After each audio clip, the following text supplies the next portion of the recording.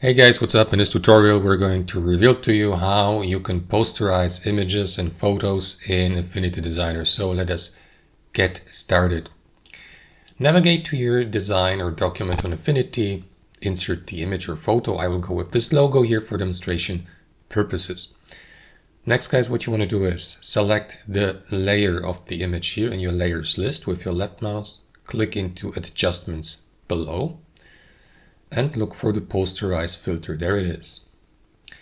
And then you may adjust the posterize intensity by using that slider. Move it to the right, to the left. You may also adjust the opacity.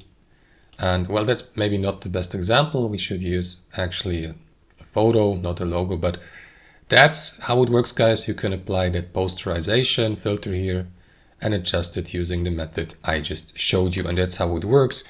Thanks for watching and have a wonderful day.